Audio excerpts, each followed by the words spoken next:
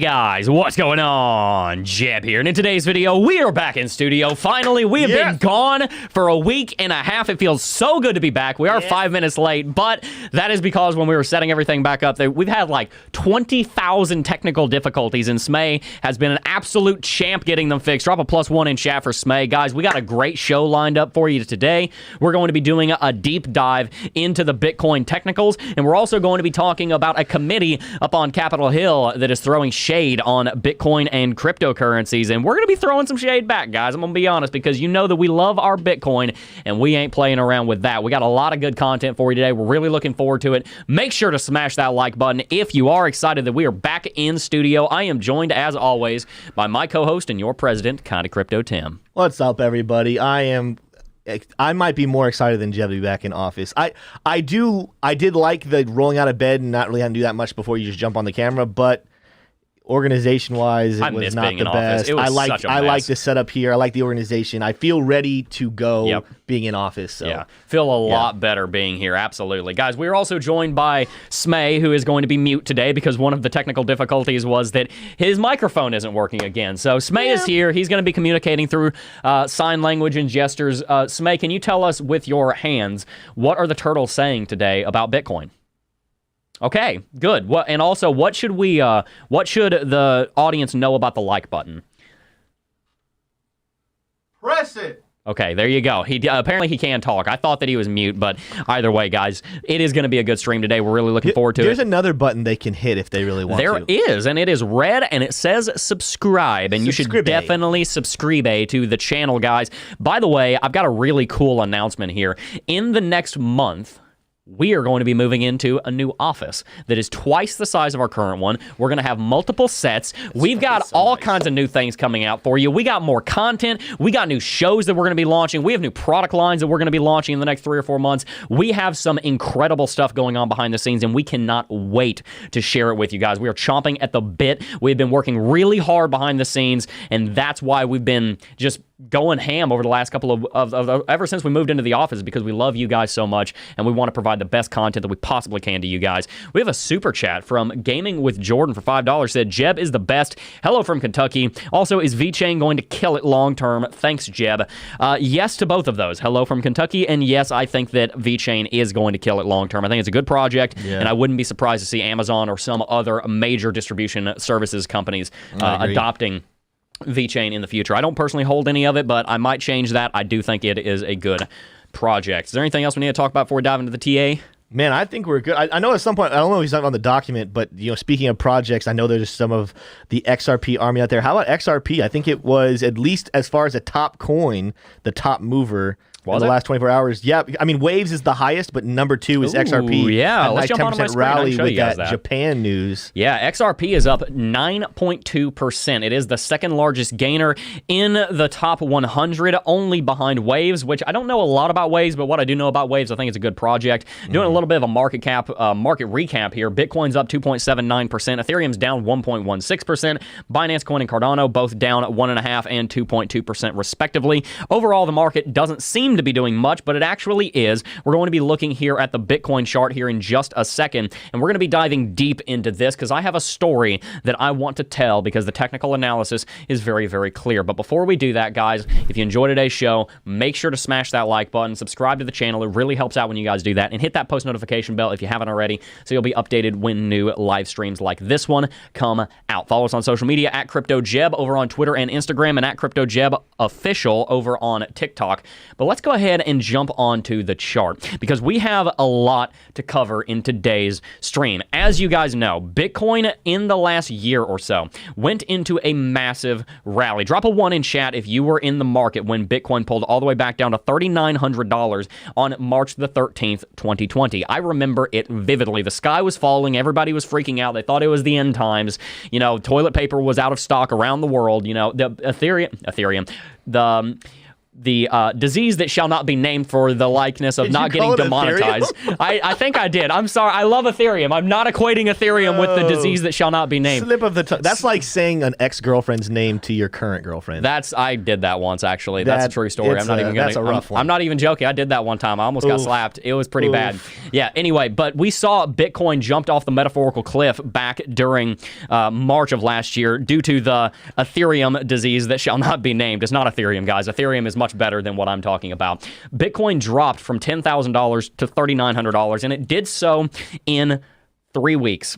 We had a 60% retracement in 3 weeks. And I want to remind you what happened following that. We saw one of the largest, fastest recoveries in the history of cryptocurrency. And from there, Bitcoin would trade sideways for 3 months and then go on to a massive, massive rally. We rallied 556% in just 220 days, all the way up to a market capitalization well into the trillions. Bitcoin increased 20-fold in under a year.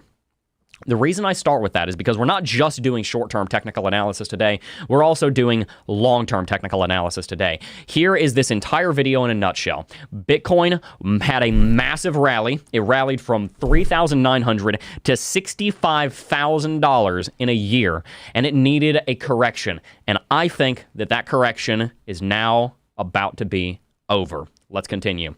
After Bitcoin bounced out of that $4,000 range, it traded in between $8,000 and $12,000 for the next 6 months. Come October of last year, we began a rally that was unprecedented. Bitcoin broke all the way up to $20,000, and a lot of people thought, okay, we're going to sit at $20,000 and we're going to trade sideways here for a little while, but that was not to come to pass. Bitcoin broke $20,000 with a fervor, and before long, we were at 40. Following that, we rallied all the way up to $65,000, but there was a problem.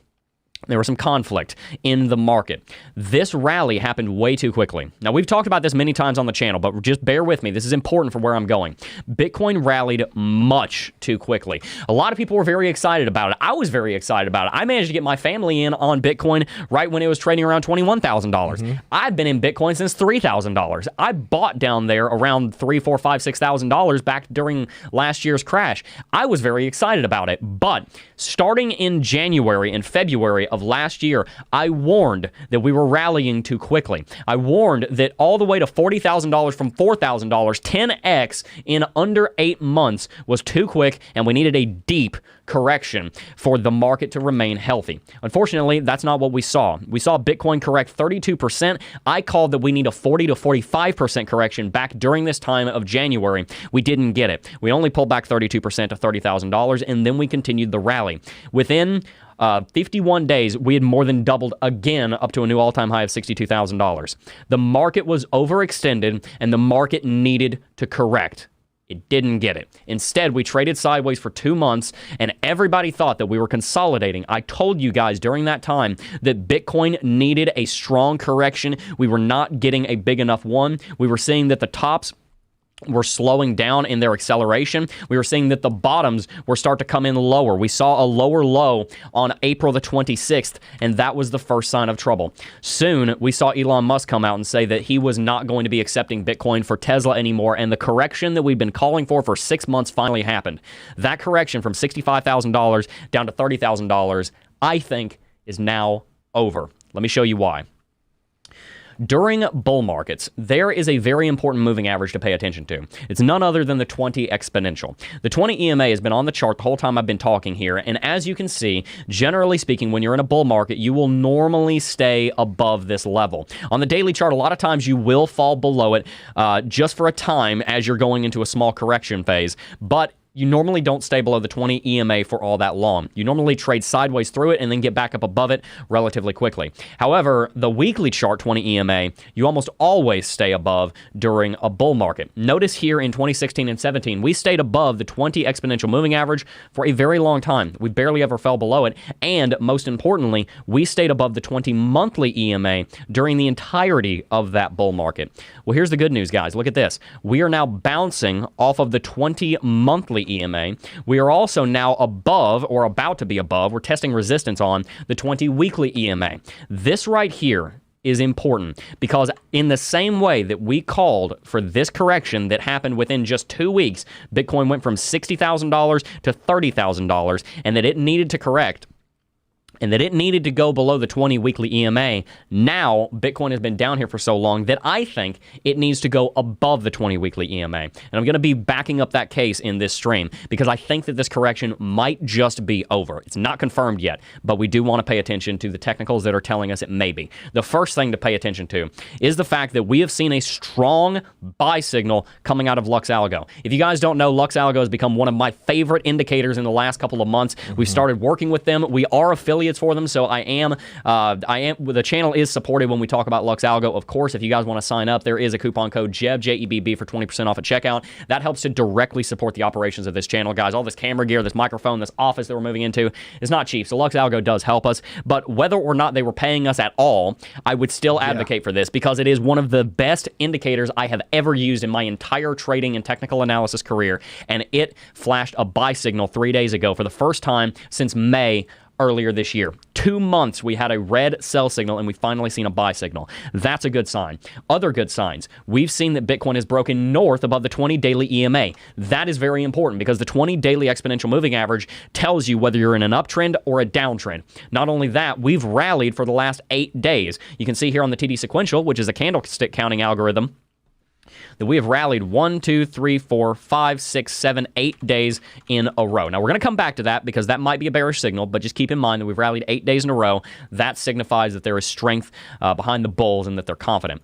Looking at the daily chart, RSI and MACD, we can see that the MACD is the most bullish that it has been in quite some time. In fact, looking at the divergence of the histogram, the height of the histogram, excuse me, which shows the distance between the MACD lines, we are seeing that the MACD is the most divergent bullish, meaning those two lines are the farthest apart that they have been in a bullish manner ever since June 15th, when we had this exact same level, but we were also coming from a much lower level, so it was easier to reach this. We are now seeing massive bullish RSI divergence, massive bullish MACD divergence for the first time since February. That was the last time we saw any kind of trading up here, any kind of movement up here for the MACD histogram, and we're now seeing it again. So that's a very good sign. Looking out to the weekly chart also, though, the MACD is converging bullish on itself, and it has been for the last 6 weeks. We've seen 6 weeks of bullish convergence. What comes before a bullish MACD cross? Bullish convergence comes before a MACD cross. We've talked about many times here on the channel that whenever you start seeing shifts in the color of the histogram, you are generally speaking about to see some kind of shift. Notice right here, this color change started right before this little rally kicked off. This color change started right before this drop kicked off. Pay close attention on your MACD, guys, because when you start seeing color shifts like this, from convergence to divergence or from divergence to convergence, you are getting a very important signal. It is a signal that normally comes 10 to 14 candlesticks before the bullish cross or the bearish cross comes in. We've seen 6 candlesticks of convergence. That is very important. And here's the other thing. We saw all of that convergence when Bitcoin was trading around $30,000 to $35,000. Bitcoin's now trading at $39,500, meaning that this MACD convergence is only going to accelerate if we stay up here around $40,000. What that means is that if we so much as continue to test $40,000 and we don't even break it, we'll probably still see a weekly chart bullish MACD cross. Whenever those happen, it normally kicks off a rally that lasts 3 months at least. That is what we're seeing happen right now. Furthermore, on the RSI, I'm building the whole case here for you guys. We're going to come to some conclusions here in a second. Just bear with me because there's a lot of facts that I want to go through. Looking here at the weekly chart RSI, during the 2016-17 bull market, which is made up by this trading range right here, I can show you that on the chart. Looking at the 2016-17 bull market, RSI on the weekly chart only ever pulled back down to about 55 during the whole bull market. That's the lowest it went. It stayed above 55 for the entire bull market. We just pulled back on the weekly chart down to 42. You want to talk about healthy correction and consolidation? That's it. We might be concerned about that if the fundamentals weren't so strong, but the fundamentals are the strongest that they ever have been. I have some more news talking about that and the hash rate coming up in a minute, but just pay attention to that. The RSI reset down to 43. That's a very good sign. I called for a correction. I said we needed a correction. We've now seen the RSIs pulled back very deeply. We've gotten it. Is this correction over? That's the question on the table. Will this small rally that we've seen over the last 8 days lead us out of this major correction that we've been in for the last 2 or 3 months? Is the massive Bitcoin bull market coming back with a roar? Are we going to $50,000 or not? That is the context for the shorter term technical analysis that we're doing today. I want to make sure you guys understand the broader big picture at work here so that you understand just how important of a moment the price is in right now. Let's look down on the daily chart and continue our daily chart technical analysis. Over the last 8 days, we've been in a rally. Over the last 8 days, we've broken north above the 20 daily EMA. We had a bullish engulfing candlestick pattern show up here on the 20th of July and the 21st of July. Hands down, we're very bullish right now. I don't think anyone's disputing that. The question now is, do we break $41,000, which was our recent resistance level over here on the 15th of June? Do we break this and set a new higher high? In the same way that this lower low on April the 26th was a warning for this massive correction that was to come, setting a new higher high above $41,000 could be the warning sign, if you will, that we're about to enter a big new rally. The way that you determine that a shift in the market direction has occurred is the market making higher highs and higher lows? If so, it's an uptrend. If the market's making lower lows and lower highs, it's a downtrend. Right now, we need to see Bitcoin closing daily candlesticks above $41,000. If it can do that, then that is a sign that it is a confirmation that we are going to continue this uptrend and manage to go back to $50,000, $65,000. So that is what we're looking at. Looking down on the 4-hourly chart, there are a couple of points to make here. Number one, there is actually bearish RSI divergence on the chart. And we want to pay attention to that because we want to make sure that we're getting both sides. I don't want to come on this channel and just give you a bunch of hopium and say, okay, guys, look, we're going to the moon. Boom sauce, we got a couple of technical indicators that say we're going up. Let's go ahead and clickbait you. That's not what we do. One of our core values here at McAfee Media, the company that runs this channel and all of our products, is integrity. We take it very seriously. We also have a core value of humility. You know what humility means? It doesn't mean degrading yourself. It means serving others. It is our passion to serve you. The way that we serve you is by giving you both sides of the story. Not many media outlets will do that because it comes at the expense of viewership and revenue. We don't care because we have your best interests first and foremost. If that's something you can get behind, smash that subscribe button and like the video. Speaking of that, real quick, I know you have other things. I got a whole tirade going. I know you're good. I want to help with the chat. You know, and there's some people answering this question. But Jeb, could you explain to people really quickly why? Because this is true that about a week ago you were saying we were dropping down to 25, and now you're saying we're going up. Yes. Why is that? Absolutely. So here's why I said that. Remember when I said we need a massive correction from $65,000? That correction was still in full swing up until a week ago. We had no confirmation that that was over, and all the technical indicators, you have to bet on the trend because the trend is your friend until it ends. Yeah. Well, guess what? The trend has ended now. The trend is now threatening to go back to the upside. So we have to take that very seriously. Up until a week ago, I didn't have the information that I have right now. I didn't know that we were going to have $1 billion short squeeze that was going to rally the price $4,000. I didn't know that a rumor that Amazon was going to be adopting Bitcoin, which I still think is going to happen in the next 24 months. Yeah. I didn't know that that was going to happen. So I had no way of knowing that the market was going to go into this big rally. What I did know is that we were in a falling wedge. What I did know is that the hash rate was down 50%. I did know that market sentiment was in the gutter, and I did know that nobody cared about Bitcoin because it was boring. That's what I knew at the time. That's where the prediction of $25,000 comes from. That's why we make every single effort to substantiate our claims so that we can make predictions that you guys can understand. And that's another thing to think about, you know, because a lot of times people get upset at YouTubers in general. They get upset at Jed, they get upset at BitBoy, they get upset at, you know, all the different YouTubers for changing their mind. At the end of the day, one of the best attributes you can have as a trader is to let go of your pride and change your mind when these things change. Yep. Don't just make a prediction and say, well, I'm going to stick to it no matter what, even if something slaps you in the face. Yes. Like the minute something changes, our opinion changes as a good trader should preach operate. It, Tim. So amen. Amen. Preach it. Can I yell something at the people? Yes. Guys. The reason why our opinions change like the wind is because the facts change like the wind. Guys, come on. That is pretty true. You follow the facts. That's how you know you're actually an intelligent person, not somebody who's just, I'm stuck in my prediction, I'm stuck in my ways. You're going to fail that way. Yeah, guys, look, to become a profitable trader and investor, you have to be able to update your assumptions about the market on a dime. You got to be able to drop everything. Look, we live in a world where we have been taught that whatever ideology or philosophy we subscribe to, we got to subscribe to, and we got to die on that anthill because it matters, and we want to have a foundation of something that we believe in, and that's fine. I'm not discounting that in the slightest. What I am saying is that if you're in a market like this where the facts change in literally minutes, you have to be able to change your mind in literally minutes. This is not the same thing as some politician saying, oh, I believe in this, and I believe in this, and I believe in this, and flip-flopping every 6 months because they're just trying to cater to the voters. We are not doing that because a lot of times we change our tune in a way that is not very advantageous to us as far as reputation and revenue is concerned. You think me calling for $25,000 was popular? Hell no. People clicked off the video all the time because I said that. Yeah. I said it because I figured it was true based on the information that I had. That's why I made that call. Not because I thought it was going to boost our revenue or boost our viewership, because it most certainly didn't. Us talking about going to $50,000 is going to do that. It's never fun. No. But now it's true. I can only tell you what I see is true because we have integrity and integrity and humility as a core value, and we put what you need above what we need. That's why you should subscribe to this channel. With that said, we were wrong. That being said, we were wrong on the prediction. Hands up, absolutely. Yep. The prediction was wrong. I will say that based on the evidence that I had at the time, I would make it again, though, because it's all I had to go off of. Yeah. Anyway, let's go ahead and jump back onto the chart because I still need to finish the points I'm making here.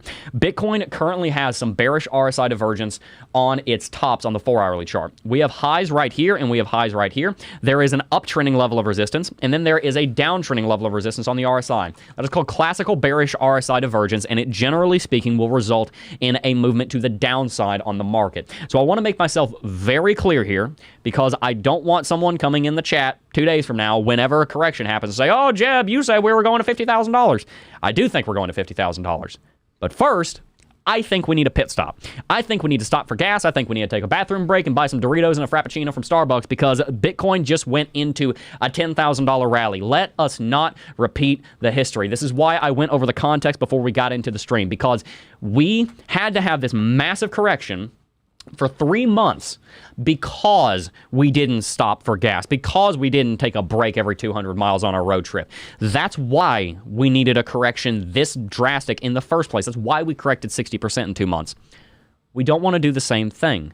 We don't want to repeat history. We want to see Bitcoin correct in the way I'm about to explain. So don't, get mad at me if Bitcoin does this. This is something that is healthy for the market. I think that Bitcoin needs to, I don't know if it's going to, but I think it needs to reject at $41,000. I think it needs to come down into the $37,000, $38,000 region. Let this bearish RSI divergence play out. Let this RSI reset down to around 50 or 60. Let the RSI out on the daily chart reset, because it is now getting into overextended territory. It's sitting at 70. We need to give this market a chance to cool off. And by the way, another reason why we need to do that is because if we look at the TD sequential here, we are going to see a 9 flash tomorrow unless we have a red candlestick today. So if we have a red candle close today, so long as it's not too deep and so long as the bears don't get too much traction back, it's actually a good thing. I like to think of the both sides of the market, the bulls and the bears, as two armies. If one army is marching right now, let's just call it the bulls army is marching right now. If they just keep that incursion going on against the bears for too long, they're going to overextend their supply train. They're going to run out of food. And then when the bears attack, they are going to win easily, and it will result in a major defeat for the bulls, and they'll get pushed back hundreds of miles. That's not what we want. We want the bulls to continue at a sustainable pace, because we want the bulls to push as far as possible, because in this analogy, them pushing farther means that the price is going higher. We want that. We want the price to go higher. We want the market to do well, because Bitcoin can change the world and it can make people's lives better. That's why we're all here in the first place, because we believe in something called decentralized technology called Bitcoin. We believe in Bitcoin. Real quick, there was a question I saw in chat recently from Alex W., but I saw it earlier today too from somebody else, and so I think this is a question worth asking. When you're doing RSI divergence, do you include the wick of the candle, or do you only use candle bodies when you're measuring that? So I try to only use candle bodies. It's a difficult science, RSI divergence. It really is, and it's something that you need experience for. Just to, the more that you've used it, the more that you'll understand it. So a few things about RSI divergence. Number one, is very powerful and the market normally listens to it.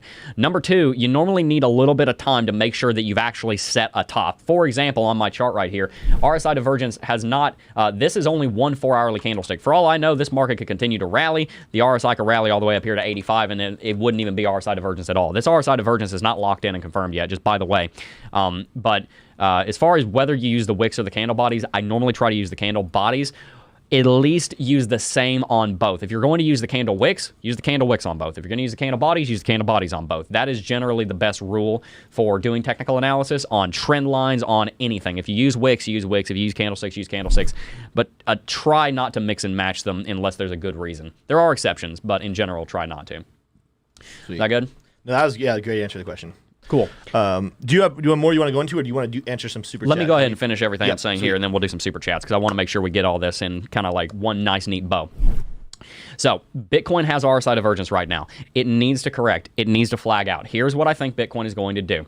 I think, based on the fact that, one, Bitcoin is extremely bullish, but two, based on the fact that over the last 8 days we're a little bit overextended, I think that Bitcoin needs to flag out here for the next couple of days, something like this. And remember, anyone who's gone through the Cryptocurrency Technical Analysis Academy, which everything I'm talking about right here, you can learn all of it. You can learn how to do everything I'm doing right here in 2 weeks by going through the Cryptocurrency Technical Analysis Academy. Links in the description box down below. It's the academy where I teach you everything I've learned in the last 4,000 hours of doing TA on charts every single day. If you want to learn more about TA, join down below. in that course, I talked to you guys about the bull pennant. The bull pennant right here that I am saying needs to form would result in a rally, and it would result in a bull flat, a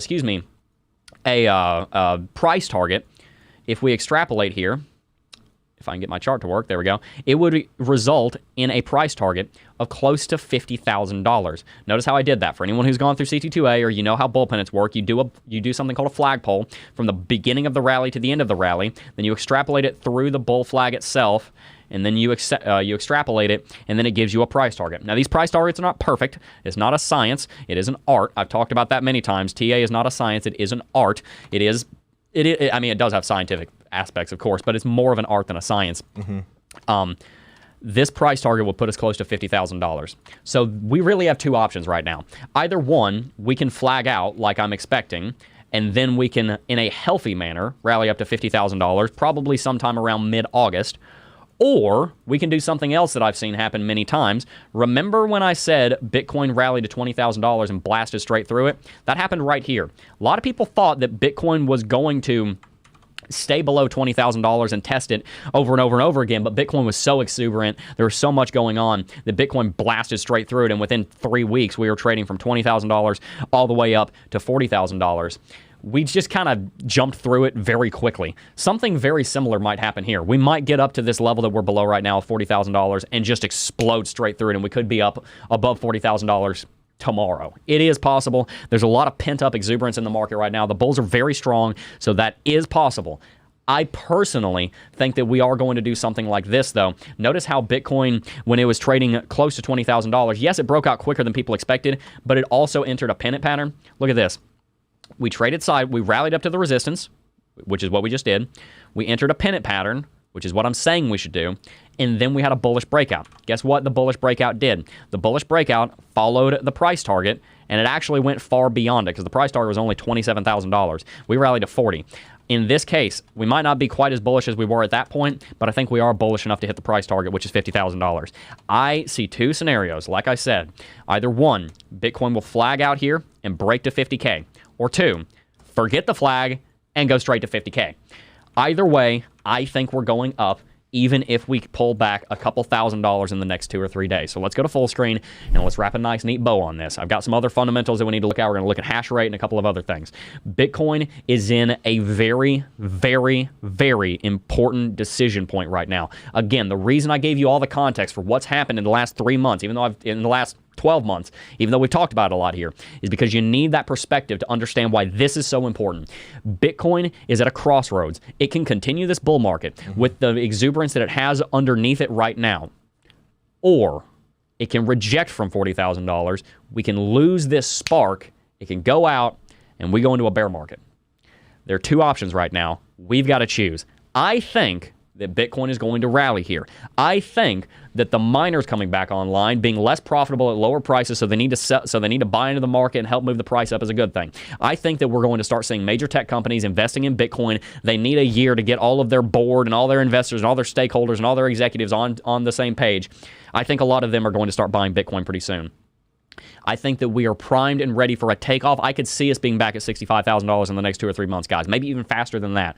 But right now is what we need to be paying attention to. This technical analysis today is what is going to be the pivot point, because whatever happens from here will have knock-on effects for the rest of the entire cryptocurrency market. And one final thing, with EIP 1559 coming out on Ethereum in the next couple of days, I think it's happening in literally a week from today on August the 4th, that could mean that Ethereum could start leading this market instead of Bitcoin and help get that spark that we have turning into a full-blown flame. We will talk about that more probably in tomorrow's video or as EIP 1559 comes closer. That is my little sermon in a nutshell for you guys who wanted to hear about Bitcoin TA. Let's answer some super chats and then we will move on. Yeah, got a good amount of super chats here, so we're going to be here for just a little second. I think we did the first one already, saying hello from Kentucky. We got another one from Alessandro the Cynical saying, welcome back, gentlemen. Thoughts on Binance being slapped around by several countries due to shady practices? NFTs. Shoot, Tim, you got that info. I mean, I have some of the info. I mean, so for those of you who are wondering maybe what Alessandro's asking about, Binance has been in kind of hot water here for, I don't know, a couple of weeks. But I know specifically today, one of the articles I was reading about was that Binance is shifting. They used to allow you to do 125x on leverage trading. They have shifted that down to 20 in anticipation that these regulatory crackdowns are going to be coming pretty harshly. So, as far as what my thoughts are, I think that Binance, I think they're running. I think, if we look at it overall, I mean, Bybit's in hot water and Binance is in hot water. And, almost every single exchange out there is in hot water. And that is because there is this fear of the crypto market taking over fiat currencies and the regulatory systems, which are coming from centralized governments, centralized banks, they're scared. And so they're literally throwing the book at every exchange out there. I think, Binance is large. It is officially, I think, the largest exchange out there. They're going to figure out how to adapt, and this is the first step of that. That switching down to only allowing people to max out at 20x is a good first step. But ultimately, I don't know if I have any other thought other than what I just said. Jeb, do you have anything to add to that? Nope. No. Good question, though. That's something that we definitely will look into a little Hey, more. guys, if you're enjoying today's show, we got 2,500 people watching. Make sure to smash that like button.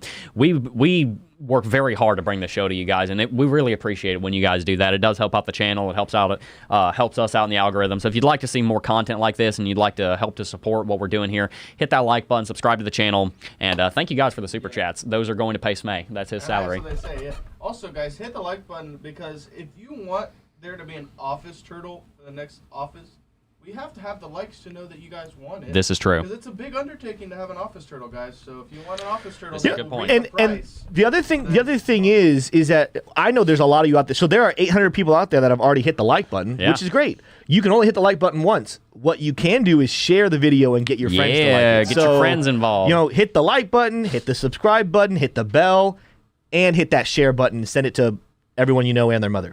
Yep. Moving on with super chats. We got one from the Crypto Badger saying, also, when you see big moves up or down is another sign of what is to come. Yeah. All right. We got another one from Matt C saying TA isn't perfect. It's just a guide. The most successful people are able to pivot when the story shifts and they are not rigid in their thinking. Swim with the whales. There you go. Absolutely, Matt. And that's what we say all the time is, CT2A, that course is to help teach you technical analysis. If all you know is technical analysis and you don't understand what's happening in the news and you don't understand what's happening with on-chain data and you don't understand what's happening that affects the price, because there's lots of things that help affect the price, you'll be pretty bad at trading. It's when you compile a full toolbox of gifts, if you know how to read the fundamentals, if you know how to read the technicals, if you know how to read the on-chain data, if you know how to pay attention to the news and stay on top of these things, that's what's going to make you a profitable and effective trader and make you a lot of money. Yeah, absolutely, guys. Moving on, West River Buck says, doesn't long-term TA trump short-term TA? I've seen this said a couple times now. Dave, at Dave the Wave on Twitter, still seems to be calling for a correction. At Jeb, thoughts on his TA? I haven't seen his technical analysis, so I can't speak to that. What I can say is that the long-term technical analysis is almost always going to be the one that you should listen to in the long run. But just because we're in a bull market doesn't mean we can't see 40% corrections. And just because we're in a bear market, I'm not saying we are, I'm just saying when we're in a bear market, maybe I should say, doesn't mean we can't see 40 or 50% rallies. There is a lot of volatility and fluctuations that go into the market, even if the general trend is in one direction. What I will say is this, yes, right now the general trend is down. That's why I'm looking to see if we can break 41,000 to set a higher high, because that would invalidate that current downtrend that we're still in. And the long-term uptrend is still a bull market. Yeah. Yep. Real quick before I go back to Super Chats, there was a comment, and I'm sure there's lots of people feeling this way, but Ken Hungry said, please bring back price predictions. Ken, they're coming back next week. Obviously, the word that we cannot say, the sickness that has taken over this planet but took over the office, it stopped us from doing these last 2 weeks, but that is not indicative of saying, we're done with this, we're not going to do this anymore. What was that? For any of our old subscribers who have been here for like the last year, what did I call it? I called it something like a year ago. I had a name for it, and I do not remember. You weren't even here yet. Neither of you guys were here. Well, we were friends, though. We were friends. The show and stuff. Yeah. We were friends, but you weren't here. I forget what it was called. Yeah. I don't know. All right, moving back into Super Chats, because I do want to get through these. Dr. Fuzzy Eyeball said, why in tarnations would anyone spend a cent on NFTs? Dubai TEFF. He said WTF. WTF. Okay. WTF. WTF. WTF. I mean, so we won't take long on this one. I'm not going to lie, Dr. Fuzzy Eyeball, I'm kind of in the boat with you. I don't have any intention of buying NFTs. I know the person who knows probably the most in the office that does not have a microphone at the moment would probably be Smay. Smay, why would someone spend a single cent on an NFT? Okay, good to know. Gotcha. It's just out there and people will. So, that's where I am. I'm kind of like, listen, if people will pay for it, Yep. let's do it. Yeah. I'm not going to be one of them. The Hucksters. The news. That's what I called it. Yeah. The what? The news is what I called it. That's what nice. Rob told me. The Hucksters said, could you talk some about taking profits or selling towards the top, only accumulated thus far and DCA since May, in it for the long term? What are your thoughts? That's a good question. I think actually a lot of people have that. I think Chaz even, said in chat, he was like, what is the strategy? Could we get some videos teaching strategy for taking profits and all that stuff? So, when we move into the new office, we're going to have a lot more flexibility to make a ton more content, and we're really looking forward to that. That's going to probably pick up the news virus. That's what I called it. News virus? Yeah, that's what I used to call it. I called it the news because I couldn't say the word because it got the channel taken down for a week last March. I was so upset. Anyway, and we got a strike. Anyway, the point was, can we do some videos where we talk about things like taking profits at the top? Yeah, we want to do stuff like that in the future. We've got a lot of things in the works behind the scenes. As far as actually taking profits, the best thing I can say is make sure that you're in profit before you take profits, obviously, and watch the RSI. When the RSI is very high, that's generally a good time to take profits. A lot of times, whenever you think it's the top, assume it might be a little bit further. But in general, if you think it's the top, it probably is at least one of the tops. I'm personally not someone who likes selling tops or bottoms with my investment portfolio. Trading is another thing, but that's an entire topic into its own right. I mean, we can make videos about that every single day until the cows come home. Yeah. So. No, but that is for sure. Just so you guys know, one of the things we think about literally every single day, and it's we've said this before, but literally the number one thing of our best practices for when we make any type of content is that our top focus is on making the most educational and entertaining content possible, as defined by the intersection of providing people exactly what they want and need to know. Keep those comments coming because that really does help us get informed about how we can best serve you guys. Yeah, that's why, if you guys didn't notice, there was a survey that went up on our Twitter yesterday, and actually I've been posting some polls on Twitter because we're trying to figure out exactly what you guys want so we can provide the best content possible. For example, I asked you guys, what do you like more on Coffee and Crypto? Do you like TA more or news more? It came back, it was a 60-40 split. TA won. That's why I just did half an hour worth of TA, because you guys told me on that you love TA, and we can see in the concurrent how many people are watching that's accurate. So we're probably going to be doing more TA than we have been. We want to hear feedback from you guys. We love it because we want to provide you the best content that we can. All right, moving forward, we got one with Joe Miller saying, I was hoping to hear your thoughts on Cook. I'm not familiar with it. Sorry, bud. Thank you for the donation, Joe. I don't know if we're going to end up doing that. Rob Raynon, I don't know. After 2 months of divergence, the hash ribbon indicator flashed the beginnings of convergence. Yep. Chinese miners coming back slowly, maybe. Thoughts on it being the most accurate blast-off indicator? That is absolutely a very important indicator, and it's actually what we're going to wrap the stream out with. That's been we've been planning. I have all the stream planning. We're going to be talking about the hash rate, not the hash ribbons, but we're going to talk about the hash rate here in a second. I do need to look at the hash ribbons. I haven't looked at them today, but yeah, no, that's what the end of the stream is going to be about. So, good question. Corey said, when Ethereum has narratives like this, is this why the flippening is referenced so much? I don't know why people reference the flippening so much. I don't ever see Ethereum overtaking Bitcoin. I mean, Ethereum would have to be the foundation of so much of our society to overtake literally the most powerful store of value that humanity has ever created. Yeah. Like, that is a gigantic market right there. We're talking $50 trillion potential for Bitcoin in today's U.S. dollars, not to mention that the U.S. dollar is undergoing a ton of inflation. I don't think the flippening is going to happen, and I certainly don't think that delays and things like EIP 1559 are going to back that up. I don't know if you know the answer to this, Jeb, or if anyone else in the audience knows the answer to this. Who was the first person, or where did the flippening even come from? Because honestly, I feel like most of the articles I've read have been from articles and agencies and people who have been kind of notorious for spreading FUD about Bitcoin. It almost seems like the flippening and Ethereum flipping Bitcoin is almost like a push to discourage people away from Bitcoin, more so than it's based on any facts. I mean, look, the thing that gets clicks and gets views is whenever you say, hey, something that hasn't happened yet is going to happen, and it's going to affect you in this way. And then people click it because they say, oh my gosh, something's going to change? Is that going to change my life? Is that going to mean that my Bitcoin's going to be worth less, my Ethereum's going to be worth more? Let me click. That's why people talk about things like that. I don't think the flipping is going to happen, so we don't talk about the flipping on this channel. But yeah, that's our take. Yeah. That's my take anyway. Yeah. All right, moving forward, because we got a couple more, I think. Another one from Matt C saying, here's a little something for Smay to get a new mic. Yeah. I mean, honestly, the mic, we just haven't worked with it for a week. We just got to figure out the chords. Smay, do you have a suspicion as to what the mic's problem is? The suspicion is the mic's broke. So you just went through like 4 different chords. Yeah, the mic is broken. Yeah. That was an $800 mic, and it seems to be broken. So That's fun. That super chats for the next week will be going to a new microphone, Nice. probably. The next one's from the Crypto Badger. He said, I'm a nobody, got out around 42,000, sitting on 6 figures to put back in. Just imagine how many people are doing the same. Yeah. I put house money back at 29. Yeah, people are really looking to get buying in here. They're really excited. There's so much exuberance in the market right now, guys. One of the things that I wanted to talk about in this stream that we're going to get to in a second is Google Trends. There's so much more activity going on with Google search volume right now than there has been in a long time. That is a good sign. So, yeah, absolutely. I think I'm going to make sure because Zach's been taking all of these.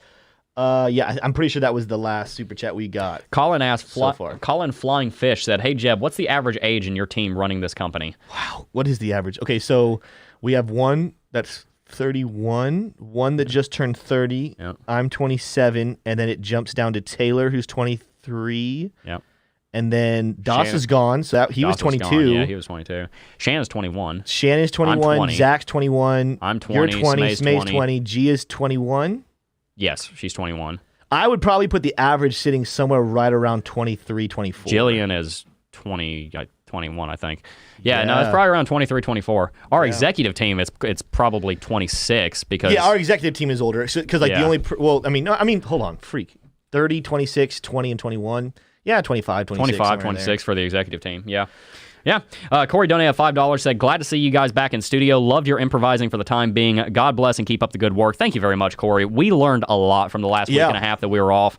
We are going to be putting into place even better contingencies. We activated the contingency that we had, but we learned so much about streaming from home that we are going to be able to hopefully take the show on the road in the future. We learned so much from that. That was a great experiment for us. It's an experiment that I'm very happy is over, but it was a good experiment. Yeah, it was never meant to go for like a full week. It was literally meant for like a day or two, and it unfortunately had to have a full week of it. So that is not what we were. But going it is for, over but- now. Yeah. Anyway, guys, we've got a couple more stories to talk about. Don't jump to my screen yet, because I got to grab these from the documents, May. But there's 2 things that I want to bring to your attention. Number 1 is the Google Trends for Bitcoin. This is something that people look at all the time. Our company looks at it daily to gauge the interest in different topics, because when we look at how many people are searching over on Google Trends, it gives us an idea of what people are interested in, because if they weren't interested in it, they wouldn't be searching for it, would they? Well, over the last 7 days, you can see that the search interest on Bitcoin jumped from an average low of around 25 out of 100 up to an average low of 35 to 45. We can also see these highs are much higher than they were back over here. Now, looking at the last 30 days, we are seeing a small uptick. It's a small uptick. It's been going on for the last week or so. But over the last 7 days, we have seen quite a major uptick. This is a good sign. It means that people are starting to talk about Bitcoin again. It means that people are starting to get interested in Bitcoin again, and that's a good thing, because it means that there's going to be more money potentially on the sidelines waiting to buy into Bitcoin. We've seen a lot of value flow out of the exchanges because people were hodling. I wouldn't be surprised to see more value flowing into exchanges because people want to sell. I think Bitcoin outflows going out is a good thing, but I think we're going to start seeing more cash inflows to the exchanges as well, and Google Trends is just some supporting evidence for that. However, we also need to look at the network difficulty and the total hash rate on Bitcoin. I'm on a website called blockchain.com. If you've never used this website, you absolutely should. It's a fantastic resource. And it has a lot of different statistics that we can look at. For example, we can look at the total hash rate on Bitcoin, which reached 180 million terahash per second back on May the 13th. Then China banned Bitcoin mining. That crashed the mining, the hash rate, all the way down to 84 million. It was a 60% drop, the largest drop that we have seen in a very long time. In fact, I don't know if we've ever seen a drop that severe. We saw a drop in 2018 from 50 million all the way down to 38 million, but that was not as deep as this. You can see here that it was a big, big drop off. That being said, we have started to see a recovery. We've seen 84 million come in, and we've now gone all the way up to a recent high of 100 million. So we've seen about a 20% uptick. It's a good sign. We're also seeing a ton of other miners coming online in a plethora of different locations. I don't know if I have an article up on this. I did before, but I don't think I have it right now. But we're seeing a lot of miners moving back to the United States, going into business with different electric companies here, and taking on entire power plants to power massive mining facilities in the United States. We're seeing a major shift from the east to the west, with mining difficulty now set to increase. I can show you here on this article here. The mining difficulty is expected to increase for the first time since the China crackdown. A lot of people here are expecting that we're going to see a 1.75% increase in the difficulty. Looking at the difficulty, we can see that we went from 25 all the way down to 13 where we are right now. If you guys don't know, the difficulty for Bitcoin mining adjusts every 2 weeks to make sure that the miners are still floating somewhere around profitability, and it keeps the block time around 10 minutes. Now, I don't have time to go into how all the blockchain and how all the mining works. I'm assuming that you have some basic understanding of that, but it is something that we want to talk about more in future videos and content.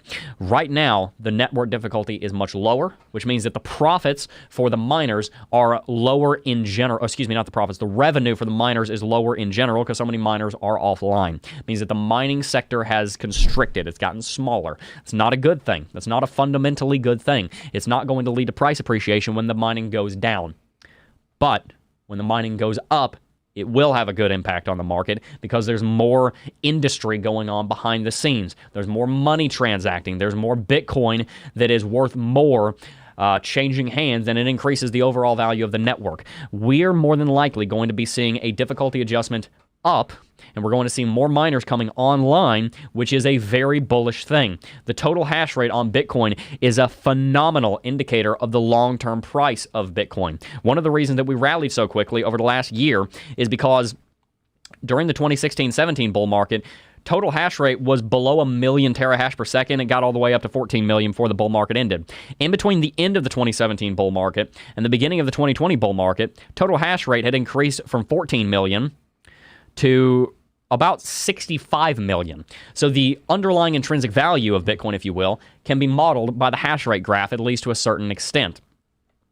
It has exploded in recent months all the way up to 180 million, and now it's continuing to go up, starting from a lower point, but it is starting to increase. So let's go to full screen. That is a good thing. That's a very bullish thing, and it is something that you need to be paying attention to because total hash rate has a inextricably large impact on the price of Bitcoin, and it's just another reason why I am expecting that Bitcoin is going to continue to rally from here. Tim, what do you think about all that? Where do you think Bitcoin's going? Do you think I'm crazy here? Well, no, as far as the hash rate thing, I don't know if I can give much of a good opinion on that. That's not necessarily within my wheelhouse of knowledge, so I'm going to kind of leave that one. There's just so many things. I don't know, Jeb and I, you did technicals earlier. We discussed it earlier. There's a lot of things on the technicals that are still saying potentially we're going to see a small correction. And one of the things, honestly, that is in my mind, again, I need to be in the space for a long period of time before I think I have any voice of maybe authority on this issue. But, in the same way we rallied way too quickly back, February, March, April, even starting in January, February, March, April, I think potentially, a question I would have about this current run is, did we rally from 29 to 40 a little too quickly? Are we going to have to hang tight, maybe even go down? I don't necessarily know for sure. I don't think we're going to have to bounce all the way back down to 30,000. But I do wonder, for those people saying like, oh, we're going to blast off immediately. I'm like, I would be a little hesitant about that. Just because, again, it was too quickly. And that the fear actually would be if we did jump to 50,000. Let's say we jump to 50,000 by tomorrow. How harsh would the correction be from that fast of a rally? It's true.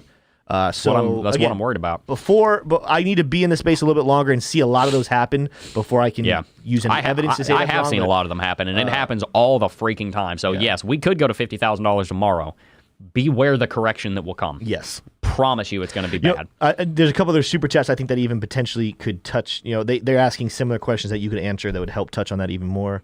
I want to answer the NFT one when we get there. Okay. Yes. All right, so we got one from J. Logsden 36 Logsden. I hope I did that right. Was waiting for $28,000 range now FOMO in or wait until the pullback this weekend? Thank you so much. Hashtag not financial advisor. Same question as always. What's your risk tolerance? What's your time horizon? How long are you planning on being in the space, and how much risk are you willing to take? If you're going to be here for a long time and you're willing to take some risk, buy whenever. If you're looking for a trade opportunity, you don't want to be buying into a market when it's overextended like it is right now. Yeah. Now, one thing to keep in mind, as Mind Your Biz was talking about on ATB yesterday, never discount the pumpamentals of crypto. The pumpamentals. The pumpamentals is what they're called. The pumpamentals of Bitcoin is redonkulous, and people will buy Bitcoin and send it to the moon because now people are starting to talk about moon and Lambos again. Make no mistake, it can happen. Yes. It's not wise to base your base your trades off of pumpamentals unless you have a really good read of the market sentiment. I think the market sentiment is improving. I don't know if we're 100 on the fear and greed index yet, though. But even like what we just said, to use this phrase, the pumpamentals, if don't underestimate the pumpamentals, but if the pumpamentals come true, I just love saying the word. I know. If it comes true and it pumps us to 50, 60, quickly, beware the crash. It's gonna have a massive beware the crash. Yes, sir. Yeah, absolutely. God. And I could be wrong again. This is not financial advice, but Jeb, what would you say to someone considering taking the risk on pumpamentals versus following sound logic? Look, if there's a good reason to believe that the pumpamentals are going to push Bitcoin to the moon, listen to it. Like it's just as much of a mistake to not understand and internalize the power of memes nowadays. You know how big of an impact memes have played in the last 2 presidential elections? Like, the elections have been... The memes are so powerful. It would be unwise of us to not acknowledge the power of them. Memes are culture in visual form. Mm-hmm. We gotta pay attention to it. But a lot of times people expect that the pumpamentals, the memes, are going to drive it to the moon, and they forget that there's a real world too. And that's what happened with Dogecoin. They were very right. The pumpamentals on Dogecoin were phenomenal. But it can't last forever. There's got to be something concrete underneath it. And if you rally Bitcoin too quickly, you're going to crash just as fast as we saw. Last point I was going to say there, and this is another thing, is the volatility brings a lot of money-making opportunities, but it also brings a lot of discouragement and pessimism to institutions. Mm-hmm. Even thinking about it, I want to further think through what my view is on it, but I don't know if I'd be a fan. Like, I actually probably would be a fan of not having fundamentals. Like, I don't like that because, again, I don't either. That volatility is nice for your immediate pocketbook if you time it correctly, but it's bad for long-term productivity of that. Again, when we're talking about adoption, this is what you want for Bitcoin. You don't want Bitcoin's price to go up. You do. But that shouldn't be your main goal. Your main goal for Bitcoin, or your main desire for Bitcoin rather than goal, should be further and further adoption. Mm-hmm. Because adoption will lead to higher prices. Higher prices don't always lead to more adoption, and sometimes they actually might discourage them. Well, it's like in this book right here, 7 Habits of Highly Effective People. If you guys have ever read this book, good. If you haven't, you should. There's a concept in here that Stephen Covey covers called PC over P, which is the production capacity over the product. A lot of people take the time to invest in the product, but they don't invest in the thing that builds the product. If you want to have a more valuable car company, don't worry about building more cars. Build more car factories, because more car factories will mean more cars. In the same way, in crypto, if you want the price to go up, don't worry so much about the price. Worry about the fundamentals and the technicals and the adoption that is driving that price. If you focus so much on the price and not on the thing that brought the price in the first place, then you miss the whole point. All right, we got some more super chats in here now. I think this is the one that you want to answer. So you want me to ask it and you just answer it? I'll walk over there. How about that? Well, I can read it. You just... Okay, yeah. All right, NFTs aren't for art. That is only one function that can be used for. Is it a way? Okay. NFTs aren't for art. That is only one function can be used for. Is a way to assign unique ownership to something listed on a blockchain. Yeah. So he's saying that into response. Can you mind scooting a little bit? Gotta get on down there. All right. So he's saying that in response to when I said, why would anyone buy NFTs? And we said thumbs down. No, we don't understand it. What we're referring to is NFT art, and that's why I 100% agree with you. I think the technology for NFTs can be used in so much better ways than art right now.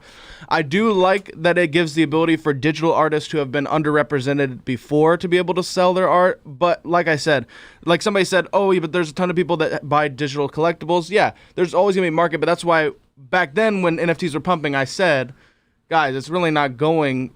It's not going to replace art or anything because it really is like that's not what NFTs are for. And I think we're seeing where NFTs should be going, which is for digital ownership. And I think we've even seen it with movies. Now movies are being able to be sold as NFTs to other theaters and stuff, which makes digital ownership better. There you go. Cool beans. Smay, our resident NFT fan. He follows us. Ooh. Well, that light's going to be fun. Yep. All right. Couple more super chats we have here. We have one, I guess just one more at this point. Irene Lugo said, when people refer to the crypto winter, does it mean that Bitcoin will trade sideways or will we see 29,000 for 4 years? No. Wondering when is best to buy We in. would definitely not see Bitcoin at 29,000 for 4 years. I would be very surprised if that happened. The amount of the amount of adoption that's happened in the last 4 years that I've been in the space, which by the way, let's see, Saturday marks 4 years since I've been in crypto. July 31st, 2017 is when I got in. In the last 4 years, I have seen the fundamentals of Bitcoin moonshot. This space was a completely different place when I got in 4 years ago. The price action shows that. 4 years from now, where Bitcoin and crypto will be, it's probably going to be a big part of the mainstream narrative. The price action is almost certainly not going to still be sitting at $29,000 in 4 years. I never thought, I always knew it'd go to 100K eventually. I was like, maybe 100K in like 2023. I didn't know it was going to happen this year or probably early next year. Mm-hmm. When people refer to the crypto winter, that's just a fancy way of saying a bear market. If that happens, then yeah, it would probably trade sideways around $29,000 up to $40,000 for maybe a year. I don't think that's going to happen, though, because we're still seeing such rapid adoption and growth in the space. I think the price is going to continue to rally. Good question, Irene. Good question. That's all we got. That's all we got, guys. If you enjoyed today's stream, make sure to smash that like button. We very much appreciate everyone who has tuned in for this extra long show. And by the way, guys, if you want to, you can sign up for Lux Algo. The link for that is in the description box down below. It is a fantastic platform. It is a fantastic, indicator, and I use it in my analysis every single day. You can sign up with the coupon code JEB, J-E-B-B, for 20% off at checkout. Drop a 1 in chat if you've been using Lux Algo and it's been helpful for you guys. I've had a lot of people to start using it and giving us amazing feedback. We only do business with people that we believe are actually providing a product or service to people that people want and need. That's why we come on this show every single day and try to give you what you want and need to know, because we believe in serving you. That's what we are all about here. So if that's something that you're interested in, subscribe to the channel. Make sure to follow us on social media at CryptoJeb over on Instagram and Twitter, and at CryptoJeb Official on TikTok. And also, make sure to join our subreddit because we need some better memes. I've been roasting y'all's memes for the last couple of weeks, and I'm tired of roasting them. I want to get some laughs. There were a couple good ones. There were some good ones this There were a last couple week, good yeah. ones. There were a couple good ones. I want to say something about a subreddit, guys. Guys, listen, it's not just for memes, actually. I know I'm the first one to say I love memes, but if you guys want to post serious things or questions for us, or anything serious, if you want to talk about your trades or whatever, put them all in that subreddit, guys. It's for everything about our community. Yep. By all means, thank you. That is where our community is growing. And if you want to be a part of it, make sure to follow us, r/Jedi Knights. We're growing a couple other places too, though, aren't we? We are. We're growing on Facebook also. We're growing on Facebook. Yes, we're sir. growing on Instagram. We're growing on Facebook, on Twitter. we're growing on all kinds of places. Yes. Go help us grow everywhere. They're We're all growing in like the a- description, guys. They're all in the description. We're growing like a fungus, guys. We're taking over the internet. It's going to be great. Drop the mic. We got nothing left for you. I do have a couple of things I want to talk about in a video this afternoon, so make sure to tune into that. Over on Capitol Hill, we've had Elizabeth Warren and several other people bashing Bitcoin, and they don't know what they're talking about. So make sure to tune in for that video coming out a little bit later. Guys, before we go, though, I do just first want to thank each and every single last one of you for watching, as always, and I will see you guys in the next video. Peace.